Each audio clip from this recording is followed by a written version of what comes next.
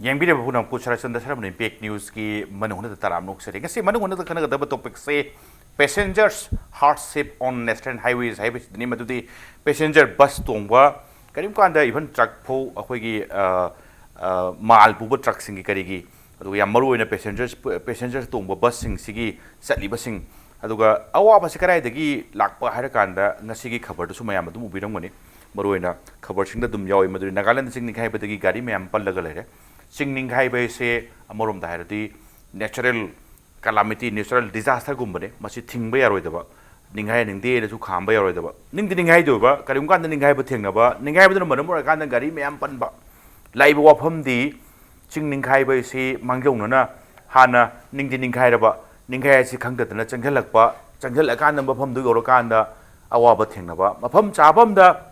Jingning highway pau to hana tarba natraga nagum pipi ragati mafam jan le horagati waba du kharadi handa doriba swai area si passenger sing si thengni ba waba si kamain kokani karim kanda private bus transporters kari sing sina passenger da matam chana pau pipi ba pau phajana haibi da ba khang khang thajalakwe chingna ba sulai haibi rakpa aduga amarom da haraga private transporters sing sigi regulatory si kanana same dori aduga chap chana passenger sing sina Pau khangning up kanda information ase hojikti aduki matik thon ba yare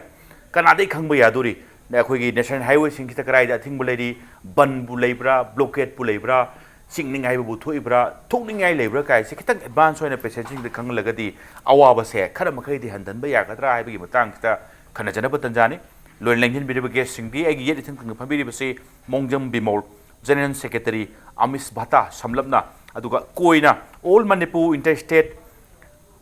bus and all Manipur interstate bus and allied transport association ni ihan annai oja bimol butaram nok chari adugo oja bimol gi oide lingin bidibasi Sorokhaibam Bikudor secretary in charge consumer club Manipur ni ai oja Bikudor butaram nok chari adu yeta thangnan family jeri basi Mobi Seneior Journalist ni ihan an basi khare hena khangdo ba singning haiba gari sing kayam palli singning haiba du sengdok khabra haise kita ngai khanbada oja Bimol lagi khangba yagadong male oja Bimol swai hian laksage singning khai bai pom lore gari myam banba maroina passenger bus sing kari sing se sangna panjal amnina mafam sabadi oidaba ngasai gi mafam ningai risi sumu kedima police gate tagi kilometer aga amagumba sathogani Nagaland rom thangba site tani aduga hairi mafam se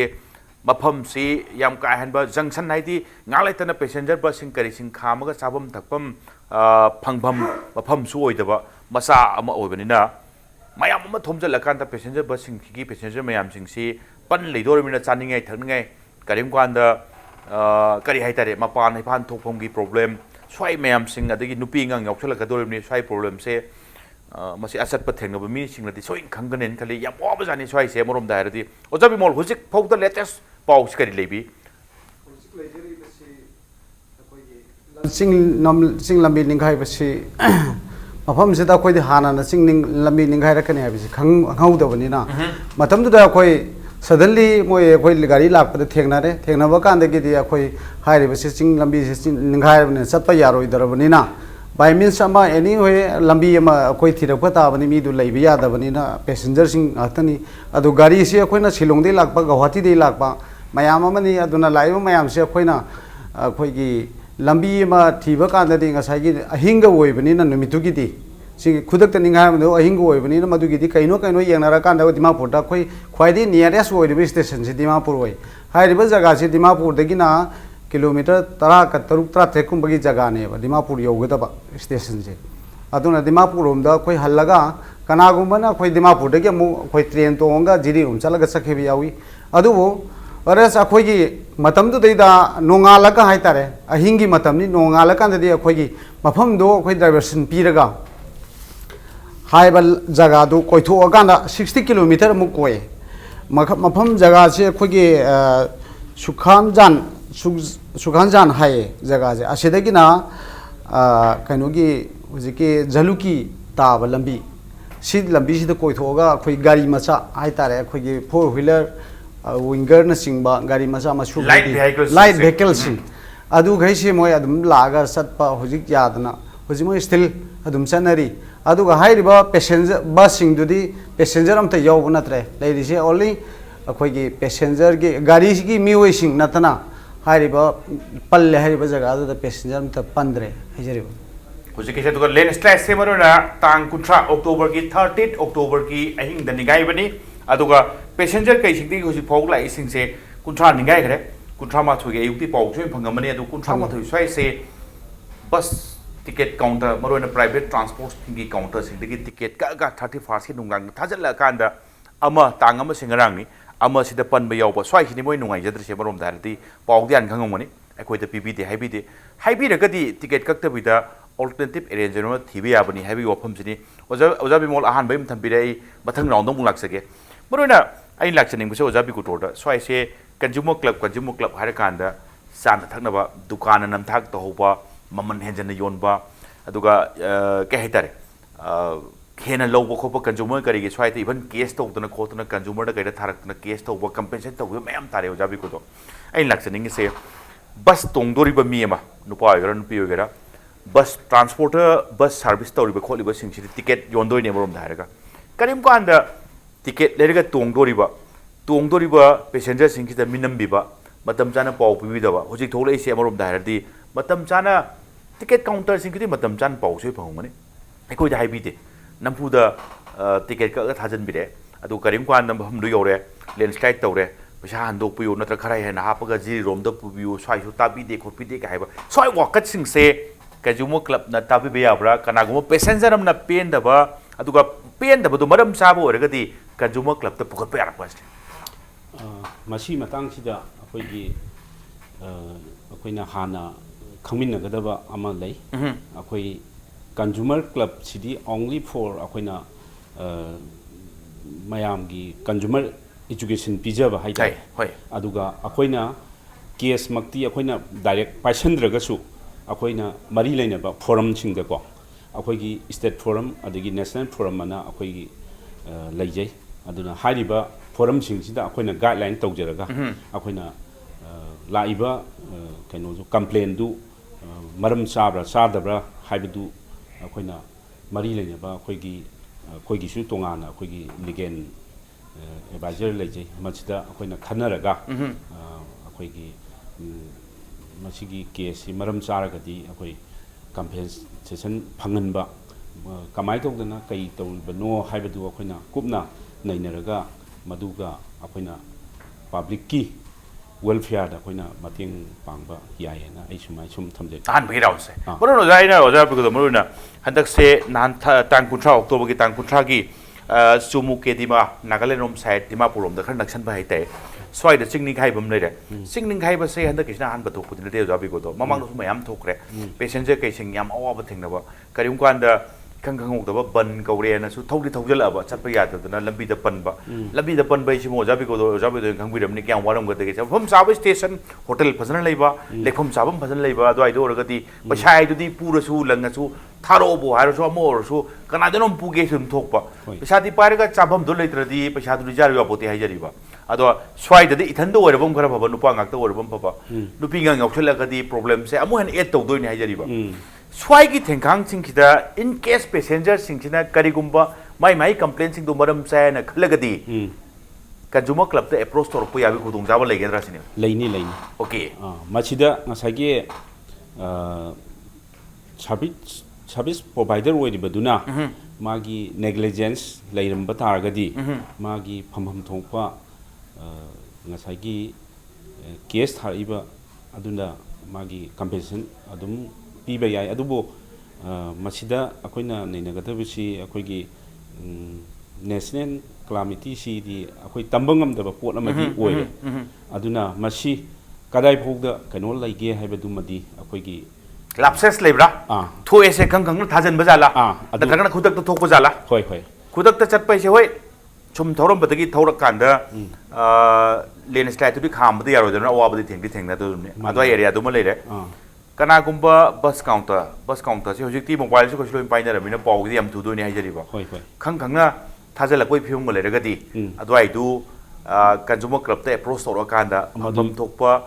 मतम जाना पाउगदि कइगिनो passenger the मिना मी करी no गाय से चंगजन बयाबा पाइखत बयाबा ये समदि ओइ highway वफम न थंबिरे तौबे हुजिक से तौबे जों खंबिरगनि तामो मखाल चटपे नेशनल हाईवे अनिमक नेशनल हाईवे इम्फाल जिरी इम्फाल दिमापु अदुगा याम नुंगाइना खर तेन्ना मतम सु खर चंगदबा हाइरगदि इम्फाल दिमापु रोसे ख्वाइदगी इम्पोर्टेंट मरुइबा कनोदुने स्वाइद चिंगनिंगाइबा थेंगां केराक्ट थेंगांग्रे मरुना नागालैंड साइड से तुम चिंगनिंगाइ गनबा चिंगद गाक्तो ओइबनिना हिल स्टेट ओइबनिना याम थेंगनगम पोने पैसेंजर सिंग अवाबा ताबा करिम कांदा नागालैंड साइड ब्लॉकेट तौखिदना नुमिनि मंगानी का तुम ब्लॉक तौबदो नसाई पैसेंजर सिंग तामो वाखल लेब मतम चाना खंगना तुम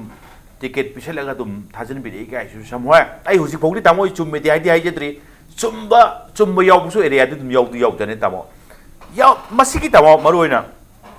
प्राइवेट ट्रांसपोर्ट सिंग सुंगाक्तो हुनबगी वफम दिनते मखोइना सर्विस प्रोवाइड तौदना तामो हुजि फोगदि वागेरा नुंगाइगेरा याम का हाना नुंगाइत्रसु दुम लंबीसदा मी चामा लिसिंगदा चतना तामो हुजि फोगदि दुम मयामगी निंगबसे याम का हाना नुंगाइना नत्रसु खर वारस वाना निंगबदि थुंगी high तामनि तामो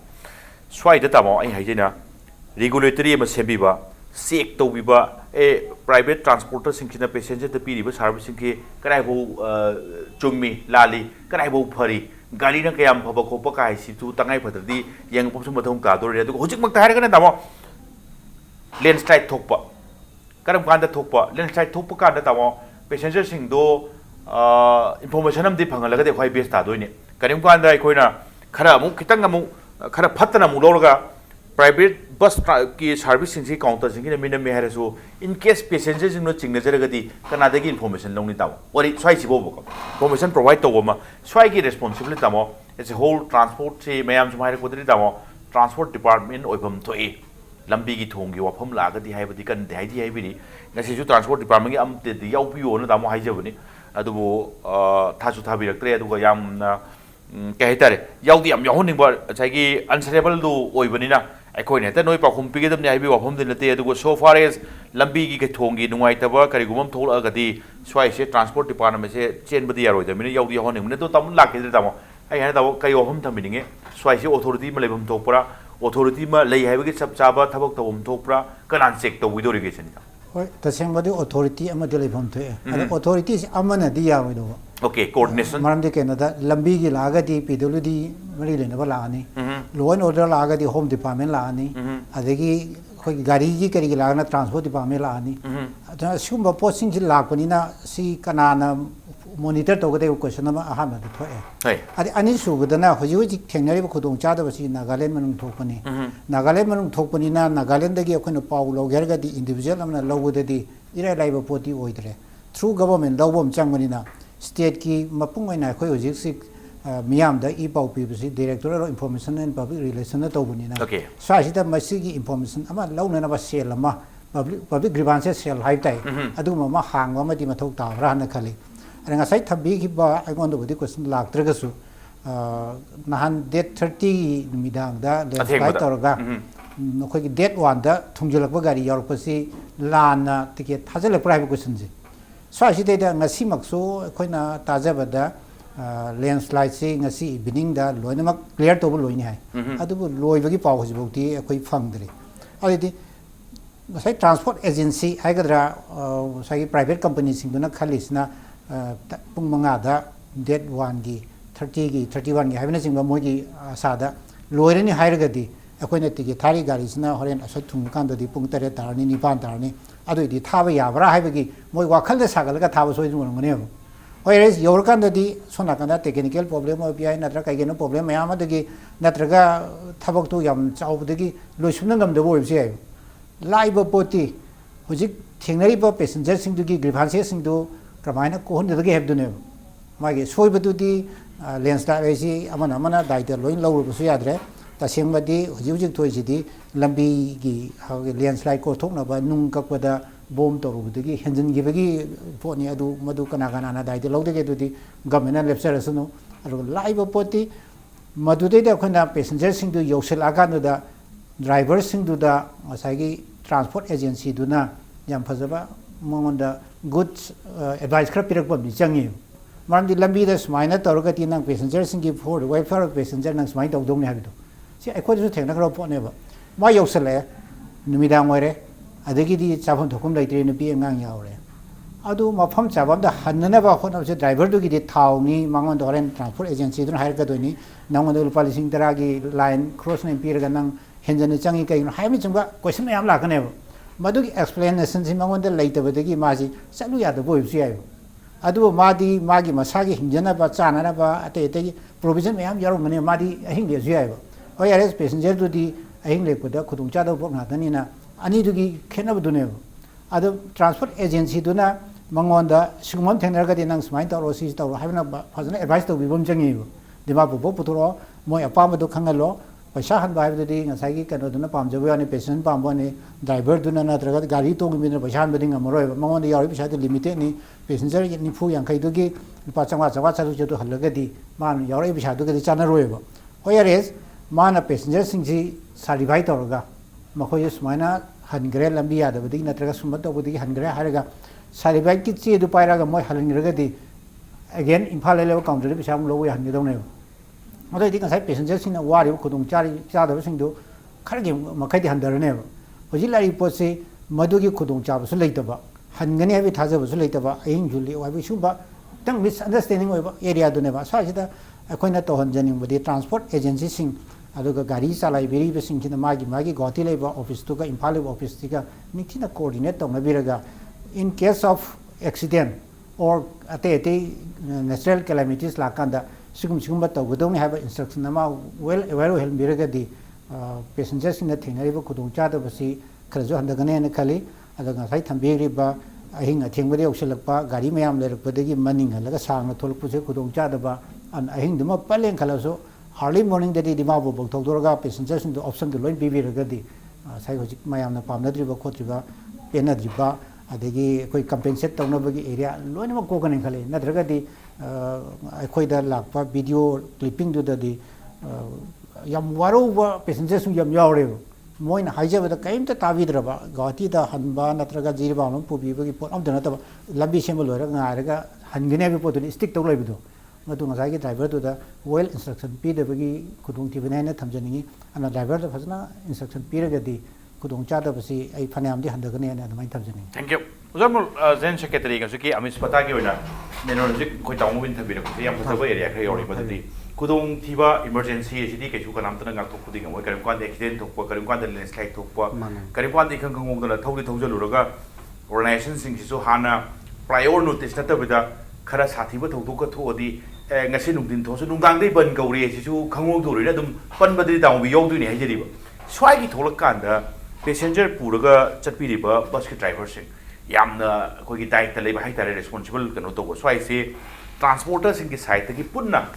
karim kan da len side thokla ba accident thengna ba ade karim kan da khangong duna ban ge tok sala ga di passenger se yam concern ne khoi gi di moi wahan ba ya de aduna swai di swain to khara nakpa khwai gi nearest lepam sabam jogo saba khangde ma khangde nang samhaw toroga lepe na lep thokono left side toro su left side to odagi nearest kanom thiyo atu aidora changba thaw gi kari gi khangano moi kitang lepam sabam maduri nungai halu kai advisory note kumba labor transport masi khoi thaina dagi hana ngasi ngarang da nate khoi 1986 adai dagi khoi interstate bus se adum service tawga lakse bane hoi aduna singnigai ba singarangi thokdokna te so many mamang da kayarak chahi khuding ge adum thoktana lakpan hoi sahi imda amor anirak se adum chai matat jaga khuding makta pangning ninghai Nagaland gi manung sida chumi ki ti magi sina handa ki sina ahan mani mamang da khoi gi Nagaland gi lal mati ade phesema jakhama na singba da kayama mase ninghai dana da adum lai ninghai ba se khoi somde gi chakhi ba gari se somde challi bani na somde so dum gari se lai ba on the way hujik su akhoi somde chakhi ba gari su yodi asomdi lakpa gari su yodi haidi sumaina dum bus gi di maina lei bane tangai phada ba gari sina chathok pada lan ba yaroi do gadi asomda lai ba bus si akhoi exchange no akhoi gi tonga paltai tong no ba hai tare ai asong lai sina ma kumdharaga passenger ma khol lagi sangi bagari sina impal gi passenger se kumakan da dimapur dai tholokpa ningai ba di baram oraga changba ya da bu tongi ba dimapur am sakhi ba dimapur dai thokla ba impal di thousand ya ro impal di changpa pallaga lai bu tonga exchange tonga sakhi ba gi mani adu gi system aduga karigumba adu gi system ja somdagi gari sina kaya lai adu di siga sana bra se koi hana na koi telephone ki khutang da koi loin pau se khana ra kana nangi gari number sidi som da sakhe ba siga wona gada bani hai da na mo se mo na koi na hana phajana mo koi da gyan ta hana hai ki ba som dei la khusu tum hai re phone ki khutang da loina bang lai bani adu bu hojiki mayam na nungai bidri ba ngarang gi ama ngahan gi hojiki landslide thok pasiti landslide se sorok lambi ji tat khiban na te sorok si ki mathak se dal mathak tagi sing mathak tagi nungsa ga dagi kari gara se mayam se loina ninghai rak bane mathak tagi khangau dan tarak adu nagaland state government na khitang care lobi ragadi lokthok ki bai se moi bulldozer adai da huju huji 4 lane gi sembagi bulldozer se adu ki mathik lei 4 lane se yam pangna sanna phajana marang kaina lei khrabjani adu moina huji ki 4 lane mo du dei kongtho kan du dei da takthok ba khotok bai si di pangkui kui roi dran khalle adu gi hisab ta akoina adum gari se yam tharak pasun yamna kindhara khara kindhara kodu dei da moi kothok kharaga adum ai loijeni haibagi wakhal londa akoina mi gari se somde dum tharak pani somde se dum thai aduga adugi kothok pudi dum kothok pa jani tawdo bo hen amu hen kindhara ko hai tare kindhara abri na ngasai gi leibak se upai leithawa kindhara adumakpu akoi yam kan hona jai karamai na tawra kanda akoi nungdangi matam ju pung ama ni di lambi journey gi aidi makha gi lambi si di awa mayam mayong nei masida se sidegi imphal dagi na dimapur bok chappa sidai da awa ba se police na check tawi manipur gi dikhara haina phagare khoi mau gi hek lan thok hi dai di akoi na police amana check tawra kumda gare adagi amuk amadu ne kumda ga thok hi baga amana kakhala check tawi moi masen magda thajana adri asumai tawdana khoi manipur gi transport ki haidi khoi mari lena ba government gi authority na khitang aduga any blockade aduga ban leiba kan da passenger sing na awa se gari du thobi riba gari du chalai riba gari du bu transport agency gi makha da lei mayam pun wabi na bani gari kan da mayam di khangpi da ba senthai thungkai hai tai police ki yaw nei sam sam da nagaland rom side se atop state ka bani yam kan ngang ru ya da yana sana hona da ngang diam ngang wa thamoi da ti pumga thamba wa ba mayam su mayam ngai hai bani oja bimol aina hujik aina salam kan to buse broina NSDCN National Highway Development Corporation Limited na haibasi nasi evening bauda clear to roya hai bani chap chap pau clear to grabra aduga so far as Manipur ki bus kyam lei passenger kyam adu ai lei se pau lobi bra na takana khoi gi AMISBATA ki side gi physically mi chat bi copy bolai bra kamai tawi mase akhoi ke nearest ojiki jaga do de khoi dimapur de gi mi chani aduga dimapur khoi som de gi chatre asom da so khoi association mi lei bani na asom da khoi wari se loi pau sana jai ji pungkhai mu ki mamang da so adum thabak se hujin undang loi bi yai hai aduna ngasi hujing makki di huji khoi wari sana gi mamang hai tare sibo budi loisan le hai gi pau leite passenger adu da passenger tongan da sakada bi delay ta udana ta ba amta leite hai ri lambi si khoi diversion piraga lambi si yam phatta ba jaga hai tare gari aso buna sang badi ya da ba aduga hujiki lambi si koi thoga chalaga lakpadi yai aduna ngasi makso imphal dege khoina winger sakhi asom dai so adum winger thungare masida thoidona akai leite awa badi mayam mayong na da tawani makha da sali basi khoi gi national highway lambi si dei da khoi manipur da di tawdre adu khoi gi nagaland manung da di khoi gi kari haini khoi gi narcotics is jo khoi bus da gi heta ma compulsory go hen ba tax thiba khoi gi chatpada entry je forest so dum bus dum compulsory ho hen ba forest makti nate aduga narcotics laire adagi hojiki kari hare moi gi makhal makha mayam gi sitti passenger bus amga mari di leina da ba mayam to dum tax to dum do ba excise gi tax narcotic gi tax se khamaga dum hojik police gi to mari ahum mari heta punba adu de lupa chani cham heta loba pot khara yaura gana madu gi tong alma mo extra lo makal makha eta masi angak pa phangna bus da wala bana su mari ne netra ka su lohum ti thokte khala ka su ya bani pang ko lo na sum tamu kuina sum haida la mina paisa phangbai nu mai du sam na kan da som de chaliba truck thoriba passenger chali miyam sing su wa kan ngang lo ga di moni handle ka do mina yana sum sakhib dagi hainabi de dum hainabi ba dum le hoi phim ni sam na kan da ojai molai mathang nong lak sage aduga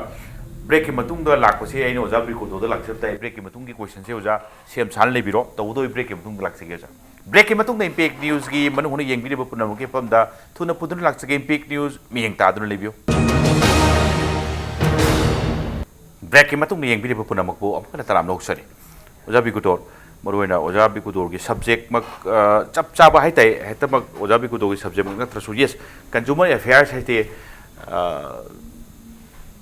any private बोई भी है सरकार की बोई भी है करीबुम service provide हम तौरगा मधु आदर नुआइते थोलगदी कंज्यूमर अफेयर्स है इन्फॉर्म तौदी तौदोरिमने स्वाइदे ओजा मरुवेना स्वाइगी कनो से रोड से मरो नेशनल हाईवे एनी लेडीसिंग से इम्फाल दिमापुर इम्फाल जिरीबाम से मथक्ता फ्लाइट फना याम पाइरसु फ्लाइट ता पुबदा खुदोंग जादबा अदुगा फ्लाइट तोंबा ngam सुदुम यौरकनी अदुगा तोंबा ngam नतबदा तंगाई फदना टिकेट फंगदबा खंगदे म खंगदे ममन याम हेले हाइबेगी केनो सुम यौरकदोनि मखाइबे लंबी से खबदा तन्ना थाब सरफेस ट्रांसपोर्ट से तन्ना थानबा यादौदी मानदे स्वाइदा मरुइना अखोई से फॉर एग्जांपल ओजा प्राइवेट हॉस्पिटल और हेल्थ डायरेक्टर स्टेट के हेल्थ डायरेक्टर रेगुलेटरी की मखाद यंजनब कंट्रोल तब याब even private school college education department की रेगुलेटरी की मखाद जेंगनदोरिबने सो फार एज बस मरोना प्राइवेट ट्रांसपोर्टर लेरीसिंग से स्टेट के ट्रांसपोर्टना विथिन रेगुलेटरी येंगनदोरिबने हजिक फाउददी याम का हेना कदाइफाउ येंबनो अदुबुदी होरेन ओजा बिमोल लमदंग हंगब तारी अदुगा कोऑर्डिनेशन है कान ताउबिन थबिकान करिगुम खुदोंथिबम थोए लंबी खुदोंग चाद्रे लैंडस्लाइड तौरे एक्सीडेंट बुथोए नत्रगना इवन ब्लॉकेट समटाइम खंगोंगदब बन बुगरपुसे हाईवे से हाईवे ने कोई स्वाइ से दुम इशू से मैम सु लेबनिना मणिपुर साइड पुरो नागालैंड साइड पुरो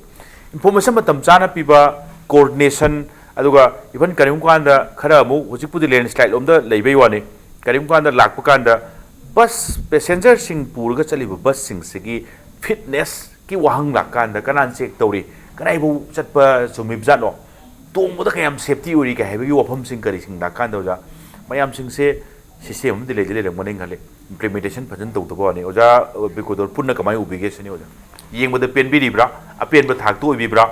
येंगनिंग ब थाक से पैसेंजर के साइड ते सु पब्लिक के साइड ते सु कंप्लेन वाट पनरा करिनो ओजा कमाय थमिनी मसी मतंग से अखोइना अखोइगी डिपार्टमेंट लेइबे सिंग सी अखोइगी सरकार की लेइबा अखोइगी लीडर सिंग सी माना पूरीबा डिपार्टमेंट दुदा माना पाइरिबा सब्जेक्ट मैटर दुदा खर हेना कइनो संगहनिंगबा हाइतारे संगकप कानदुदा अदुम असोइबथि लोइ उरने ट्रांसपोर्ट डिपार्टमेंट मागी मथौ छि चपचाना तौरप पंतमदा गाड़ी दुगी फिटनेस अदगी हुजिकसु अखोइना सोरोक्ता ऑन द वेदा दुम चटपदा माइखु एक्ट अरोइबिदा काबा गाड़ी मयाम अम थेंगनरी अदु मोइसे अदुम सी येंगरगदि अदुम फिटनेस अदुम मैखुगी ओरो कनो ओरो लोय यावरंगनी हजरिबा अदु मसी मागी मरी लेनेबा अखोइगी मणिपुर सिदा ngसाइगी माइमागी पाइरिबा विभाग सिंगी लीडर सिंगसिना मसीदा खतंग सब्जेक्ट मैटर सिदा संगहनिंगबा हाइतारे को अदु ओरगदि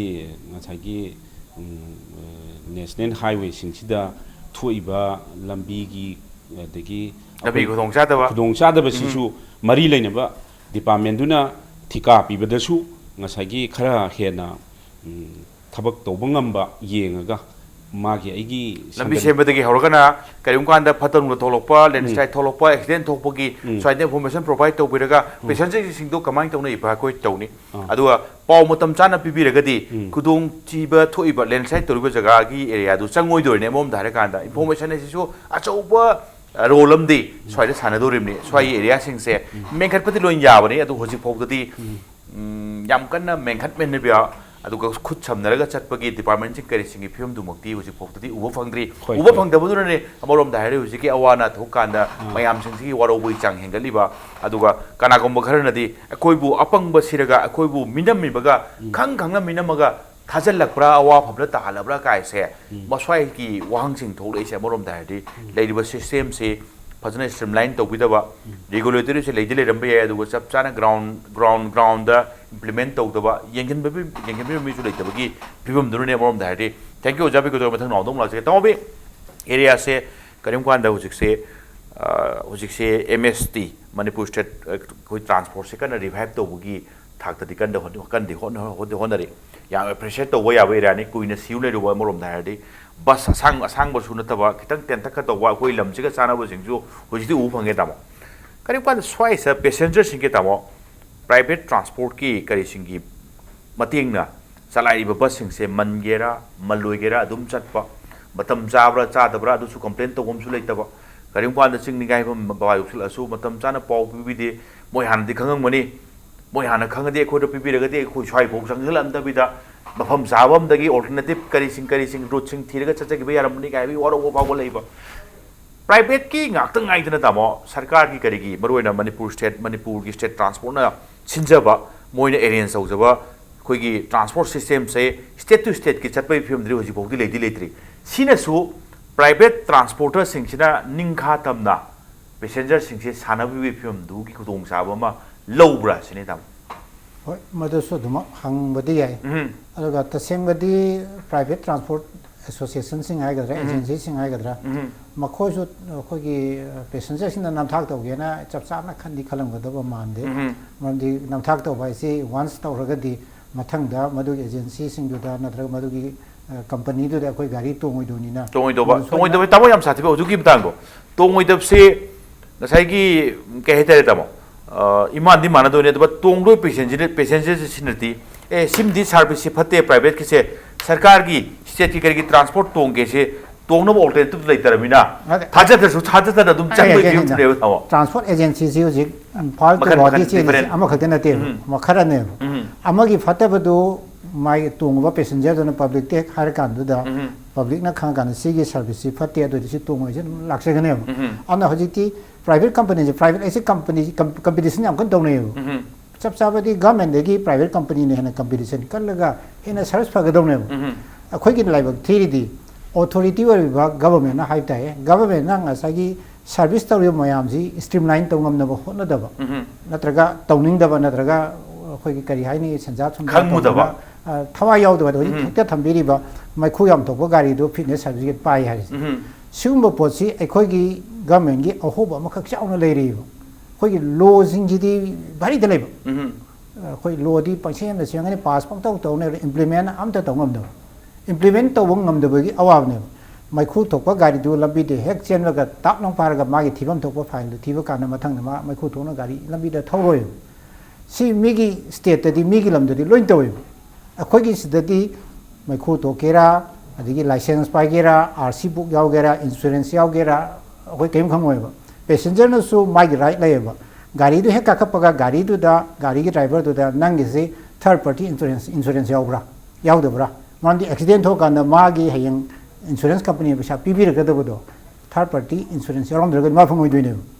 अना सिगुम्बगी पोसी अखोई पब्लिक तुसी अवेयरनेस खरबदी वाली अदोरगजु मदुगी गाड़ी दुदा मदु यावदो बारी चलंगने इंश्योरेंस यावदो गाड़ी चेनबगी फारगा फाइन तबुजे अखोई तादेब तौरमबदी आइ अदु कनागो मखैगी फुरकाउदु चंगिब्रो खोगिब्रो अखोई केम खंगिर मानि गवर्नमेंट फन नोइना कारक याबा पोतु लागतेबा कोई टीआर 5 का चालान का तौदु तौदेबा अना सिंगो पोसी नोंग भातो मोटो व्हीकल हाइना खोइन खांगनाइबा ट्रांसपोर्ट की मी खरना से खोइगी मद्रिपुखी एरिया दा खरा नत्रगा पलेन परेंग साइड खरा नोंग भातो लेंग गाड़ी खरा मंगा तरा चेक तौदे दम उनेबा अदुगा मदुना फजना तुंग कोइना नियम चुमना तौब्रा हाइदे खोइ उदेबा अना फजि थमजनिंगेदि ट्रांसपोर्ट डिपार्टमेंट सिना गाड़ी मयाम सिंजिगी येंगबगी अथॉरिटी होइबनिना गाड़ी सिंगसिदा लेबम थोकपा मागी सर्टिफिकेट सिंग सुना यावब्रा आरसी बुक यावब्रा ड्राइविंग लाइसेंस तो अपडेट होइब्रा होइदब्रा हाइबने सिंगबसी येंगबम चंगे होजि गाड़ी एक्सीडेंट होकांदा ड्राइवर दुगी लाइसेंस तो अपडेट तोरमद्रगदी असु खुदोंदिनि हाइने अन सिगी फोम याम जे अखोइना खंगबम चंगे अदुगा मासि ट्रांसपोर्ट डिपार्टमेंट सु येंजंगदौनेबा अदा पुलिस न लबिदा गाड़ी चेक तोरगा अदाइ थंबीरिबा दिमापुरदा असमदा नागालैंड पैसा तम पगलौ लौइ हदो अन सिगी पोसी अखोइ तो हमतोक्तेबा मरमदि अखोइना मपानदा चपकान थिंगनरिसि गाड़ी सिदा अखोइदी मावांगदा चलिबा गाड़ी होम हेगत केदि अखोइ होरोन पे पे पखों खोंगकने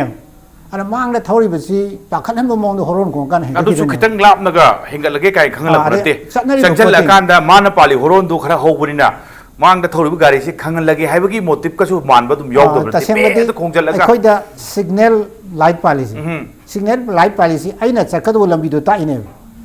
मपानदा तौनरिसि चलिबा ममांगी गाड़ी दु सुंगलेंग लेंहनदना तुंगलै थौरिबा आइना माइकै जो होंगा चखिनेबा हेंगतपसिदा आइदर लेफ्ट ओइबियाय राइट ओइबियाय आइना ये थंगना कते गेरगा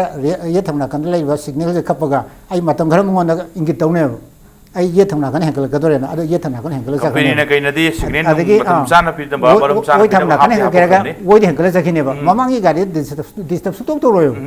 khoi di mamang de disturb to oi po su nang ha oi cha ke him du sigum bo pot mayam se khoi da lai ba si khoi transport department na ma si streamline to bom changi driver sing ji karmaina license logi ai do yam nungai ba so po sum tok di ya gro traffic vehicle system se thamake haragadi sam na kanda lisang signa swaida implement tawum su sangni aduga thaupi riba aduga mapu sing gari mapu sing haite adai duna su adum inbibam sangani amana pangtok tawwa iloidaba mayam amarom dhari iloidaba na di masing di yam duni sam na kanda oi sigi area sima khare kon lakchara su oja bimol phojik se hangjaning se transport department na private koi ki transporter singi kari gi leriba bus ki service system aduga maintenance adagi timing khangde ma khangde aduga karim kanda khudong thiba sing kari sing thodi akhoi da pau piro akhoi sumaina akhoi coordination na changmina si khomina si khaiba instruction natragana physically transport ki side gi private singi keno sing da ojawi side lakpibra sin adugumba lakide lakte aduga akhoi hojik jamu bina haibi ru sumain tawdana akhoi gi tax lawasi all india gi oina akhoi manipur ju same chap manai ba akhoi gi gari macha da su akhoi gi 15 years haina akhoi gi one time tax aduga atopa state ka akhoi gi manipur gi state siga lambi thong amadi ban blockade na singba mayam ma leise sidai dadi akhoi gi gari kamai bigi sang se koi transporter ma oina sidi yang wale ba mi gi lambi aphaba ni tax to sabjan lobu ye kalta da adagi atopa state ta akhoi gi one time tax lodu ba yauri akhoi sin manipur da tax ti sabjan loba aduga magi tax tu gi somda kanabham मागी सिजनफम हाइद facility दी पीबदी वाटपा सी transport department अमसु मरी लेनबना मसीगी सी खितंग यंगछलनिंगी अदुगा लोइना अखोइना आइना मो हाइजनिंगिना अखोइगी ngसाइगी ओजामुबिना हाइबिखिबा लंबीदा सक्खिबा कांदा सिदगी इम्फाल दगी न गुवाहाटी से so far याम सांगरबा लंबीनी अदुना नुंदा वाइरमगी अयुकी असि आइदि सांगरबा मतमसिदा मी नुपी आंगांग मयाम यावरिबा मपान बन थोकुम खोपुम से मफम चाना चाना आइदि सिदगिन स्टेप बाय स्टेप अखोइदि किलोमीटर आइदि इम्फाल लगिन माउजु मनुंग दैदा अमतंग वर्षो अखोइगि ngahtang रेस्ट तोंनिंgai जगा गमेना मदु साबा खितंग सेमको सागेदन बायदि तो खितंग पीबी अतोप स्टेट की लमदोर सु स्टेट तुगा काउंटर पार्ट को पाउ phone बिरगा अदगी असमाय तोदना ngasai gi nungdawaram sili chapasi ayuk na thadi chatoini hore nungdangdi dimapur tungdoini ngahtang khoigi oiba jaga amda ngasai mafum chaba amada gamena khitang mieng changbiraga ma paisa adugi tongan ba paisa income leiraga su akhoi MSRTC gaina akhoi mafum jaga leibni dimapur adum function tawdre dum paralyze taw leiredan jaga du deida khoina masi akhoi gi interstate si huji amata ngairaba manipur gi kitang develop tawbiraga isam sam da huji sumuk ke dimagi landslide tawrisi agwai dimapur gi leiraba MSRTC gi compound to fazana maintain tawbirati adoi changaga even चाबा थको बो canteen मसाम थंबिरसो ए सुमाइन खरा लागतो रे arrange तौबि अदुम याबा तंगाई Fadna याम नुंगाइबा hotel की अफबा फजबा room दुमुक नत्रसु करिगुंबा कितंग खोंग Tabo मिपम दंग नरदी कितंग लेन बसे दावो खरा दिम साबदोइदि सम सम नारे काना अदुमाइन तौदना ट्रांजिट पॉइंट सिंग हाइबा ताइ ट्रांजिट पॉइंट सिंग से डेवलप तौबम चंगनि आइना ओजा बि मोल दाइना अमुका खरा क्वेश्चन खरा तोय हंग जब तारे मोरम दा ओजा उबिना हाइबा ताउबिना हाइबा बरोइना आमिस बता की केनोम लेजरे अदुगा मस्वाइसता खोइना सुम थेंगनजबदा ट्रांसपोर्टर सिंगसे लाइक से संगाई ब्लू हिल जेट काइसे तुम मखोय खरा दुम तार लाइक खोइ सम तोंजरी हाइजरिबा अदो स्वाइगी सिंगसे लेरिबा मयाम सिंगसे ट्रांसपोर्टर माइ माइगी बैनर खेनजरसु आमिस बाताना लोइना दुम कंट्रोल तौबिब्रा अदुगा करिम कांदा ngसाइगी जेट को ओइबे संगाई बे ब्लू हिल बे ओइबे कंपटीशन नंबर लेरिब्रा फॉर एग्जांपल गाड़ी फबगी फॉर एग्जांपल पंक्चुअलिटी की अदगी सर्विस प्रोवाइड तौबदा पैसेंजर सिंगदा करे अखोइदी यामना नुंगाइ हना चटनबगी कंपटीशन लेरिब्रा अदुगा नत्रगना मतम सेलंब सरकार की करीगी MSRTC की चलम बजरी कुइरे हुजिक फोगदि हिंगलक्ते इंग खबदा नो सरकार ने तम तम होती होनदि हिंगलकनेन खली लेतबदु मनम ओरकांदा कंपटीशन से दे लेत्रब्रा सने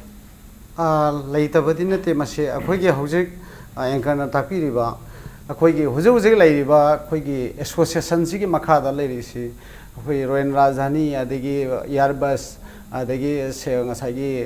नेटवर्क ट्रैवल बो हायरसु से काउंटर 20 काउंटर ट्रैवल एजेंसी पुल्लगा Semba apex body Apex body oi bane ba interested bus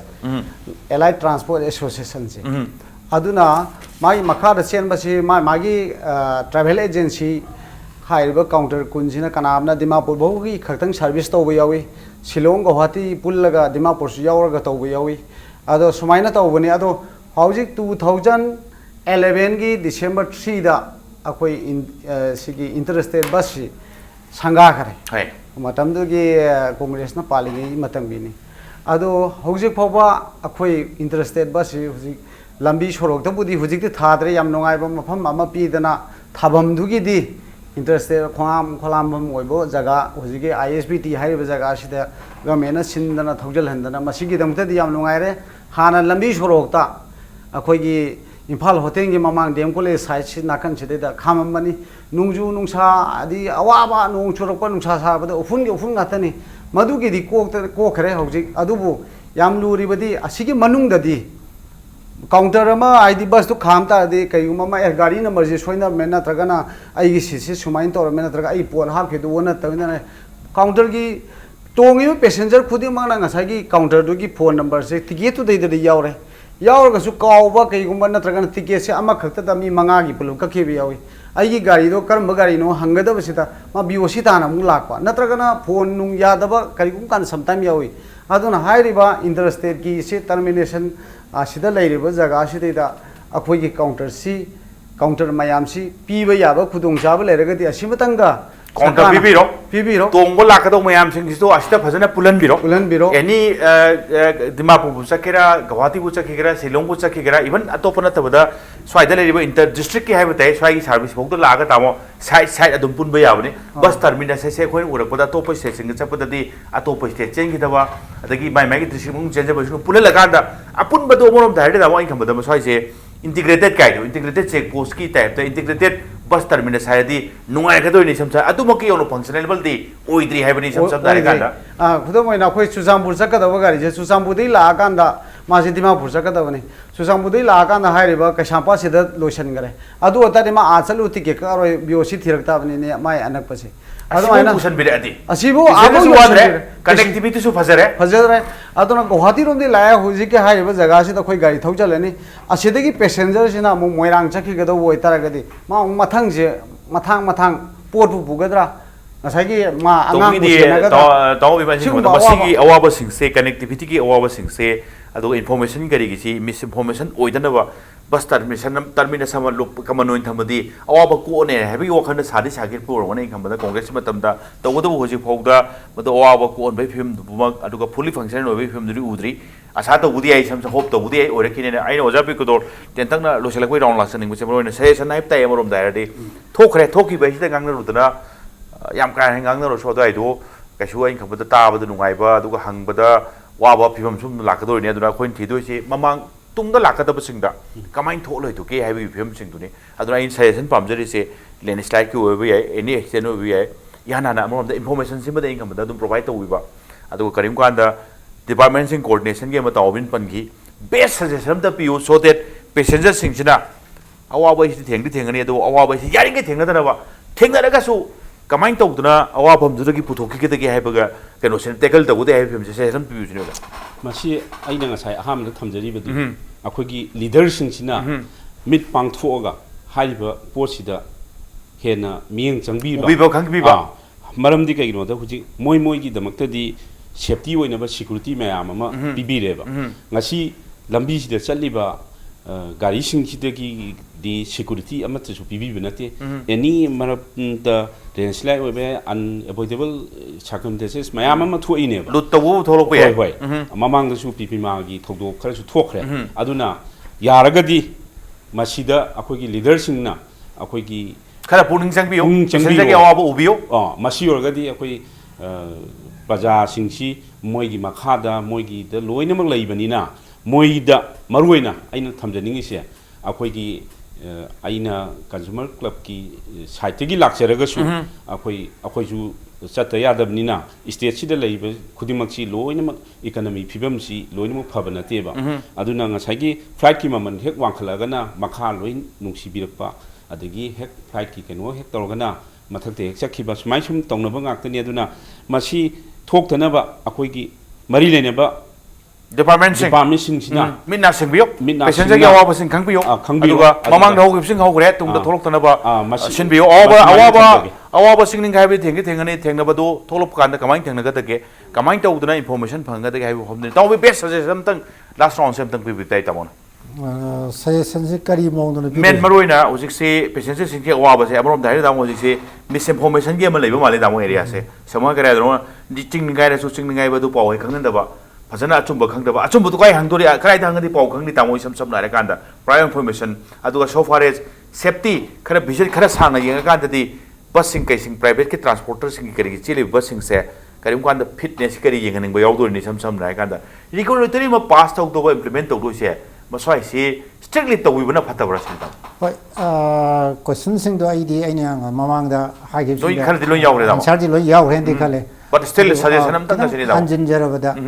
ꯒꯚꯔꯟꯃꯦꯟꯠꯁꯤ ꯑꯩꯈꯣꯏꯒꯤ ꯉꯁꯥꯏꯒꯤ ꯗꯤꯄꯥꯔꯠꯃꯦꯟꯠꯁꯤꯡ ꯃꯅꯨꯡꯗ ꯀꯣꯑꯣꯔꯗꯤꯅꯦꯁꯟ ꯑꯃꯈꯛ ꯇꯧꯕ ꯌꯥꯕ ꯑꯩꯈꯣꯏ DIPR-ꯒꯨꯝꯕꯗ ꯑꯩꯈꯣꯏꯒꯤ ꯀꯃꯟ ꯒ꯭ꯔꯤꯚꯥꯟꯁꯦꯁ ꯁꯦꯜꯒꯨꯝꯕ ꯑꯃ ꯑꯩꯈꯣꯏ ꯍꯪꯍꯟꯅꯤꯡꯉꯤ ꯍꯥꯏꯔꯤꯕ ꯀꯃꯟ ꯒ꯭ꯔꯤꯚꯥꯟꯁꯦꯁ ꯁꯦꯜꯁꯤꯒꯤ ꯇꯦꯂꯤꯐꯣꯟ ꯅꯝꯕꯔ ꯑꯃ ꯄꯕ꯭ꯂꯤꯛꯇ ꯑꯣꯄꯟ ꯇꯧꯕꯤꯔꯒ 24/7 ꯃꯤꯌꯥꯝꯅ ꯂꯣꯏ ꯐꯪꯍꯜꯂꯕ ꯃꯗꯩꯗ ꯑꯩꯈꯣꯏꯅ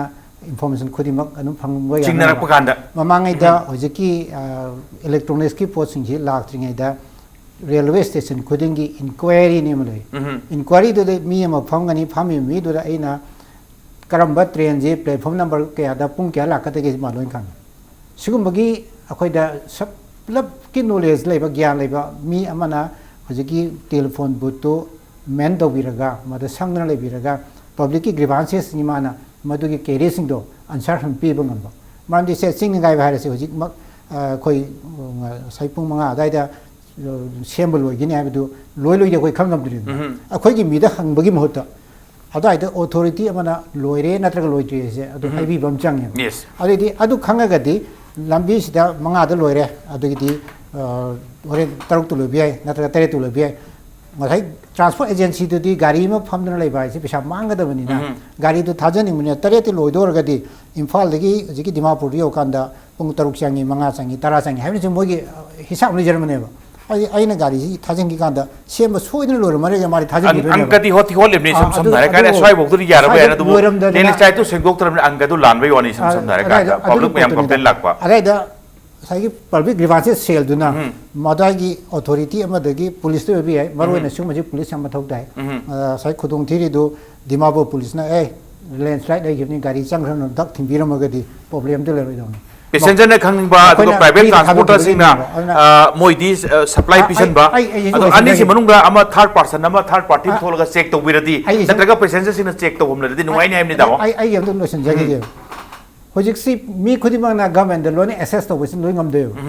मानदे कना दा ट्रांसपोर्ट आइना खंगबा लेजेबगी आइना ngam खलजो अमदि ngमोयबो स्माइदन पुलिस त खंगबा स्माइ मोता होजिकी पब्लिक की ग्रीवांसेस सेल से मणिपुर खक्तगी नतना अखोगी आसामदा नागालैंडदा अखोइना चकदो लबिसिंगदुदा लोइना लेबम चांगे अदरगति पोसिंगी प्रॉब्लम से सोल्यूशन परपदा नत्रगा मिगी वाबसे हंदनबदा मतेंग बांगने सिमा हाना थंबम चांगे थैंक यू अमरोम दायडी तौबु तौगेदी याबजाने अमरोम दा दिमापुर की MSRTC कॉम्प्लेक्स हाइदि हाइनरबने हुजि फोगदा मदु अदुम खरादि लेरमदो माले तामो सम सम दारे कान अदवाइदुसु दुम ऑफिस में हांगबिरगा ऑफिस तुदा दुम हांगनबदा फोन नंबर सिंग करी सिंग नौनरगा करी करी थोपा जाना दिमापुर के अनकपदा नागालैंड थोपो सिंग मान लौरनी अदु आसाम की ओरसो इवन गुवाहाटी दा कोई मणिपुर बन टाउन लेरे होजि सम सम नारे कांदा अदवाइदुसु ग्रीवांसेस सेलमा हांगबिरगा अनि होमदंग भजना दुम हौबदा दुम यादि याबजाने इंफॉर्मेशन से प्रोवाइड तोइदि दामो सम सम नारे कांदा आइना लाक्सनिंग बसे बिमोलदा मरुइना पब्लिक अखोगी ट्रांसपोर्ट की हुजि AMISBATA की जनरल सेक्रेटरी मोइना हंदक की थोखरे ममांगनुसु मयामदि थोखरे थोखिबसिंगसिदा कराइदनो अखोइना सोइबा कराइदा अखोइ लुप हेल्प लेहुजानो अदु करिगुंबा अखोइ स्वाइसे खितंग सेमदोगदि पैसेंजर सिंगसिना मायोकनरिबा अदुगा करिम कांदा इनखनबदा AMISBATA की साइड तके इनखनबदा काउंटर सिंग सेमरोइना गुवाहाटी लेबो काउंटर पियोगेरा दिमापुर लेबो काउंटर पियोगेरा इम्फाल लेबदुबुदि इनखनबदा दुम नातोन सुमांगदा लेमिनम चेक तोबलायन खलि अदो एरिया सिम चेक तोबिदो चौबियो फदो माले आयना करी पाइखलगदि हंदक किस्ता अखोइ स्वाइदा केनोम सोइ माले स्वाइजे सेमदोदि मथंग लाखदब नुमिसिंगदि लाखदब सहीसिंगदि पैसेंजर सिंगी करी वाबा सिंगसे खरद ओरसु हंदन म याने से अदो एरिया दु लेबिब्रा से आई हाइजेगे ꯍꯧꯖꯤꯛ ꯑꯩꯈꯣꯏ ꯏꯟꯇꯔꯁꯇꯦꯠ ꯕꯁ ꯑꯁꯤ ꯅꯣꯔꯠ ꯏꯁꯁꯤꯗ ꯂꯩꯔꯤꯕ ꯖꯒꯥ ꯑꯁꯤꯗꯩꯗ ꯇꯧꯔꯤꯕ ꯃꯤꯁꯤ ꯑꯩꯈꯣꯏ ꯃꯤ 200-300ꯃꯨꯛ ꯑꯣꯏꯒꯅꯦꯕ ꯑꯇꯩ ꯑꯁꯤꯗ ꯑꯩꯈꯣꯏ ꯁꯤꯗ ꯇꯧꯔꯤꯁꯤ ꯕꯁꯀꯤ ꯗ꯭ꯔꯥꯏꯚꯔꯗꯒꯤꯅ ꯑꯗꯒꯤ ꯑꯩꯈꯣꯏꯒꯤ ꯀꯥꯎꯟꯇꯔ ꯇꯧꯕ ꯃꯈꯥꯗ ꯆꯦꯜꯂꯤꯕ ꯕ꯭ꯔꯣꯀꯔ ꯅꯨꯡꯀꯔ ꯃꯌꯥꯝꯁꯤ ꯇꯧꯔꯒ ꯃꯣꯏꯁꯤ ꯀꯃꯥꯏꯅ ꯇꯧꯒꯦꯕꯨ ꯂꯥꯏꯔꯤꯛ ꯂꯥꯏꯁꯨꯗꯤ ꯇꯝꯖꯔꯨꯔꯒ ꯊꯕꯛ ꯐꯪꯗꯕ ꯒꯃꯦꯟꯒꯤ ꯊꯕꯛ ꯑꯃ ꯆꯪꯕꯗꯗꯤ ꯍꯧꯖꯤꯛꯀꯥꯟꯁꯤ ꯈꯪꯅꯔꯤꯁꯤꯅꯤ ꯑꯗꯨꯅ ꯉꯝꯗꯕ ꯁꯪꯒ ꯂꯩꯇꯕ ꯃꯥꯒꯤ ꯉꯁꯥꯏꯒꯤ ꯃꯥ ꯌꯥꯎꯔꯤꯕ ꯀꯦꯄꯥꯁꯤꯇꯤ ꯋꯥꯡꯕꯗ ꯂꯩꯈꯤꯕꯅꯤꯅ ꯁꯤꯗꯩꯗ ꯈꯤꯇꯪ ꯆꯪꯉꯛꯑꯒ ꯖꯤꯕꯤꯀꯥ ꯍꯤꯡꯒꯗ꯭ꯔꯥ ꯍꯥꯏꯅ ꯆꯪꯉꯛꯄꯅ ꯑꯌꯥꯝꯕ ꯈꯔꯁꯨ ꯑꯗꯨꯝ ꯌꯥꯎꯗꯕ ꯅꯠꯇꯦ ꯑꯗꯨꯅ ꯑꯩꯈꯣꯏ ꯑꯁꯤꯗꯩꯗ ꯇꯤꯀꯦꯠꯁꯤ ꯃꯤꯅꯗꯤ ꯍꯥꯏꯕ ꯑꯩꯈꯣꯏꯒꯤ ꯒꯥꯔꯤ ꯑꯃ ꯊꯥꯔꯒ ꯄꯩꯁꯥ ꯈꯔ ꯇꯥꯟꯕ ꯈꯣꯠꯄꯅ ꯃꯁꯤꯗ ꯄꯨꯔꯤꯕꯁꯤ ꯃꯤ ꯑꯗꯨꯛꯀꯤ ꯃꯇꯤꯛ ꯃꯥꯒꯤ ꯒꯥꯔꯤ ꯗ꯭ꯔꯥꯏꯚꯔꯁꯤ ꯍꯤꯡꯉꯤꯕꯅꯤ ꯋꯥꯛꯁꯣꯞ ꯍꯤꯡꯉꯤꯕꯅꯤ ꯑꯗꯒꯤ ꯁ꯭ꯄꯤꯌꯔ ꯄꯥꯔꯠ ꯇꯧꯔꯤꯕ ꯍꯤꯡꯉꯤꯕꯅꯤ ꯃꯌꯥꯝ ꯑꯃ ꯑꯁꯤ ꯒꯃꯦꯟ ꯂꯣꯝꯗ ꯇꯥꯏꯅꯒꯗꯕ ꯃꯌꯥꯝ ꯑꯃ ꯁꯤꯗꯒꯤ ꯖꯤꯕꯤꯀꯥ ꯍꯤꯡꯅꯗꯅ ꯃꯌꯥꯝ ꯑꯃ ꯇꯧꯔꯤꯕꯅꯤ ꯑꯗꯨ ꯃꯁꯤ ꯑꯩꯅ ꯉꯁꯥꯏꯒꯤ ꯂꯥꯛꯆꯔꯕꯗ ꯁꯤ ꯍꯤꯡꯕꯒꯤ ꯑꯁꯤ ꯂꯝꯕꯤꯗ ꯊꯣꯛꯂꯛꯄ ꯀꯥꯟꯗ ꯑꯩꯈꯣꯏ ꯈꯤꯇꯪ ꯑꯦꯗꯚꯥꯟꯇꯦꯖ ꯂꯧꯅꯕꯒꯤꯁꯦ ꯑꯩꯈꯣꯏꯒꯤ ꯇꯁꯦꯡꯅ ꯍꯥꯏꯔꯕꯗ ꯀꯥꯡꯄꯣꯛꯄꯤꯗ ꯈꯨꯗꯝ ꯑꯣꯏꯅ ꯒꯥꯔꯤ ꯆꯤꯡ ꯂꯦꯟꯁ꯭ꯂꯥꯏꯠ ꯇꯧꯔꯦ ꯍꯥꯏꯔꯒꯗꯤ ꯑꯩꯈꯣꯏꯅ ꯆꯠꯂꯒ ꯌꯦꯡꯕꯕꯨꯗꯤ ꯀꯥꯡꯄꯣꯛꯄꯤꯗꯗꯤ ꯑꯩꯈꯣꯏꯒꯤꯁꯨ ꯑꯩꯈꯣꯏꯒꯤ ꯂꯝꯕꯤ ꯂꯩꯇꯦ ꯑꯁꯣꯝꯗꯒꯤ ꯂꯥꯛꯄ ꯒꯥꯔꯤꯗꯨꯅ ꯍꯥꯟꯅ ꯊꯦꯡꯅꯔꯀꯥꯟꯗ ꯆꯞ ꯆꯥꯅ ꯎꯕꯗꯨꯅꯤ ꯆꯞ ꯃꯥꯟꯅꯩ ꯃꯤꯌꯥꯝꯒ ꯑꯩꯈꯣꯏꯒ ꯈꯦꯠꯅꯕ ꯀꯩꯁꯨ ꯂꯩꯔꯣꯏ ꯑꯗꯨꯕꯨ ꯑꯩꯅ ꯈꯤꯇꯪ ꯍꯦꯟꯅ ꯏꯅꯤꯁꯤꯌꯦꯇꯤꯚ ꯂꯧꯍꯟꯅꯤꯡꯕꯗꯤ ꯁꯔꯀꯥꯔꯗ ꯍꯧꯖꯤꯛꯀꯤ ꯄꯨꯂꯤꯁꯅ ꯁꯦꯅꯥꯄꯇꯤ ꯁꯦꯛꯃꯥꯏꯁꯤꯅ ꯑꯍꯥꯟꯕꯅꯤ ꯅꯪꯒꯤꯁꯤ ꯂꯝꯕꯤꯁꯤ ꯌꯥꯔꯣꯏꯗꯧꯔꯦ ꯑꯗꯨꯅ ꯅꯪ ꯁꯦꯛꯃꯥꯏꯁꯤꯗꯒꯤ ꯂꯝꯕꯤꯁꯤ ꯌꯥꯔꯣꯏꯗꯕꯅꯤ ꯁꯤꯗꯒꯤ ꯍꯟꯈ꯭ꯔꯣ ꯅꯠꯇ꯭ꯔꯒꯗꯤ ꯍꯣꯔꯦꯟ ꯑꯩꯈꯣꯏꯅ ꯑꯥꯗ ꯁꯦ ꯀꯪꯂꯥ ꯇꯣꯝꯕꯤꯗ ꯑꯗꯒꯤ ꯀꯂꯥ ꯄꯥꯍꯔꯐꯥꯎ ꯊꯧꯖꯤꯜꯂꯨꯔꯒ ꯌꯥꯗꯗꯅ ꯍꯜꯂꯛꯄꯁꯤꯁꯨ ꯃꯃꯥꯡꯗ ꯊꯣꯛꯈꯤꯗꯕ ꯅꯠꯇꯦꯕ ꯍꯜꯂꯛꯑꯀꯥꯟꯗ ꯉꯁꯥꯏꯒꯤ ꯊꯥꯎ ꯃꯥꯡꯉꯦ ꯒꯥꯔꯤꯒꯤ ꯄꯥꯔꯠ ꯃꯌꯥꯝ ꯑꯃ ꯁꯣꯛꯂꯛꯏꯕꯅꯤ ꯑꯗꯨꯒ ꯍꯣꯔꯦꯟ ꯑꯃꯨꯛ ꯄꯦꯁꯦꯟꯖꯔꯁꯤꯡꯅ ꯑꯃꯨꯛ ꯚꯔꯥ ꯍꯟꯈꯤꯗꯣꯏꯅꯦꯕ ꯁꯤꯒꯨꯝꯕꯁꯨ ꯌꯥꯎꯗꯕ ꯅꯠꯇꯦ ꯑꯗꯨꯅ ꯑꯩꯅ ꯁꯨꯝ ꯃꯁꯤ ꯈꯟꯖꯕꯗ ꯒꯃꯦꯟꯒꯤ ꯁꯥꯏꯠꯇꯒꯤ ꯌꯥꯝꯅ ꯄꯨꯂꯤꯁꯀꯤ ꯒꯦꯠ ꯂꯩꯔꯤꯁꯤꯡꯁꯤ ꯏꯟꯇ꯭ꯔꯤ ꯇꯧꯕ ꯄꯩꯁꯥ ꯇꯤꯡꯕꯁꯤ ꯈꯛꯇ ꯅꯠꯇꯕꯤꯗ ꯃꯤꯠ ꯅꯥꯀꯣꯡ ꯁꯦꯡꯅ ꯑꯩꯈꯣꯏꯒꯤ ꯍꯧꯖꯤꯛꯀꯤ ꯒꯥꯔꯤ ꯆꯠꯂꯤꯕꯁꯤꯡꯁꯤꯗ ꯑꯁꯣꯝꯗꯩ ꯂꯥꯛꯑꯦ ꯑꯁꯣꯝꯗꯁꯨ ꯑꯍꯥꯟꯕꯗ ꯅꯥꯒꯥꯂꯦꯟꯒꯤ ꯑꯩꯈꯣꯏꯒꯤ ꯑꯁꯥꯝꯒ ꯇꯥꯏꯅꯕꯁꯤꯗꯩꯗ ꯃꯣꯏ ꯑꯗꯨꯝ ꯄꯥꯎ ꯈꯪꯉꯝꯒꯅꯤ ꯂꯝꯕꯤꯁꯤ ꯌꯥꯗ꯭ꯔꯕꯅꯤꯅ ꯆꯪꯕꯗ ꯑꯁꯤꯗ ꯃꯔꯛꯇ ꯐꯆꯥꯏ ꯂꯩꯔꯅꯤ ꯆꯤꯡ ꯂꯝꯕꯤꯅꯤ ꯖꯒꯥ ꯑꯁꯤ ꯁꯦꯐꯇꯤ ꯑꯣꯏꯔꯣꯏ ꯍꯥꯏꯕꯅꯆꯤꯡꯕ ꯖꯒꯥꯁꯤ ꯃꯣꯏ ꯍꯥꯟꯅꯅ ꯈꯪꯉꯝꯒꯅꯤ ꯈꯪꯅ ꯑꯗꯨꯝ ꯃꯣꯏꯁꯨ ꯊꯥꯖꯤꯜꯂꯛꯏꯕꯅꯦꯕ ꯒꯥꯔꯤ ꯈꯛꯇꯗ ꯇꯥꯏꯅꯕꯤꯕꯒꯤꯁꯤ ꯃꯌꯥꯝꯒꯤ ꯍꯧꯅꯁꯥꯅꯤ ꯍꯣꯏ ꯒꯥꯔꯤꯁꯦ ꯀꯟꯅ ꯊꯧꯔꯁꯨ ꯒꯥꯔꯤ ꯆꯂꯥꯏꯖꯔꯤꯕ ꯒꯥꯔꯤ ꯃꯄꯨ ꯒꯥꯔꯤꯒꯤ ꯇ꯭ꯔꯥꯟꯁꯄꯣर्टꯀꯤ ꯀꯔꯤꯒꯤ ꯑꯦꯁोसिएशनꯁꯤꯡꯅ ꯐꯪꯉꯤꯕ ꯄꯥꯎꯁꯤꯁꯨ ꯄ꯭ꯔꯖꯥ ꯃꯌꯥꯝꯅ ꯐꯪꯉꯤꯕꯗꯨꯒ ꯆꯞ ꯃꯥꯟꯅꯩ ꯀꯔꯤꯒꯨꯝꯕ ꯀꯥꯟꯗ ꯑꯗꯨꯒ ꯌꯦꯁ ꯃꯅꯥꯛ ꯅꯛꯄ ꯄꯨꯂꯤꯁꯁꯤꯡ ꯀꯔꯤꯁꯤꯡ ꯍꯥꯏꯔꯒꯗꯤ ꯄꯥꯎ ꯍꯥꯟꯅꯗꯤ ꯐꯪꯕ ꯑꯗꯨꯒ ꯕꯁꯁꯨ ꯏꯟꯇ꯭ꯔꯤ ꯇꯧꯕꯩꯗꯤ ꯀꯨꯝꯕ ꯑꯗꯨꯝ ꯏꯟꯇ꯭ꯔꯤ ꯇꯧꯐꯝ ꯊꯣꯛꯄ ꯑꯃ ꯑꯗꯨꯝꯗꯤ ꯇꯧꯔꯝꯃꯒ ꯁ꯭ꯋꯥꯏꯗ ꯅꯤꯡꯈꯥꯏꯕ ꯈꯣꯠꯈꯥꯏꯕꯒꯤ ꯄꯥꯎꯁꯤꯃꯗꯤ ꯄꯤꯕꯤꯔꯛꯇꯕ ꯑꯦꯂꯔꯠ ꯑꯣꯏꯍꯟꯕꯤꯗꯕ ꯍꯥꯏꯕ ꯇꯥꯏ इंट्रीसु तौजगे एलार्टसु ओहनबिरोओ अखोइबुसु हाइबनि बिमोलनो थंबिरिसे समसम दाराकान दाउ मसाइ लोइसलकपदा पुन्ना इंखनबदा कोऑर्डिनेशन एदो पीडब्ल्यूडी मा करी लेबाक निखाइबा खोपा चिंग निखाइबा पुलिस हाइसे दुम बराबर दुम इंखनबदा याम रेस्पोंसिबल बा करोनि डिपार्टमेंट होम डिपार्टमेंट से मी सोकेरा एक्सीडेंट तौगरा लैंडस्लाइड तौगरा पाउ हन फंगदोरिमने सिगी प्लस स्टेट के ट्रांसपोर्ट की करीगी अनिसी कोऑर्डिनेशन तौरकांदा पाउ फजना फाउदोपिबा इंफॉर्मेशन फजना प्रोवाइड तौबा कराइदा थंबिगे हाइबनो दुम थंबिरो पब्लिक ग्रीवांसेस पु हांगिगेरा अमबु तौगेरा सो दैट लाकदबा नुमिसिंगा थोलकदबा खामुबुदी यापोते नेचुरल कैलामिटी डिजास्टर से तौबदु थोकला मतुंदा थोखरबनी हे खरेना सेक्शन बयाबा थोकांदना करी करी तौबा याबा से यस याम कोऑर्डिनेशन लोना पांगथोपा याबने सो दैट पैसेंजर की करीगे अवाबा सिंग से यारिंगै हंदान बै फियमनुनि सम नारकांदा ओजा बिमोल अदुगा ओजा बिकुदोर अदुगा ताओबि ngasi पेगनि युसि थथो लाकुगा दुगा सिगी मनु हना से मपुंग फान बिबि तमते लोचलकपति काई कनु जरिबा गेस अहु मपु अमुकन तागच ngasi ki damak ta impact news ki manu huna yengbi matang losin da tanja role adu lamdam se tholiba thogdo wa thok kya gi marik chum report ki damak impact news mi engta adun lebio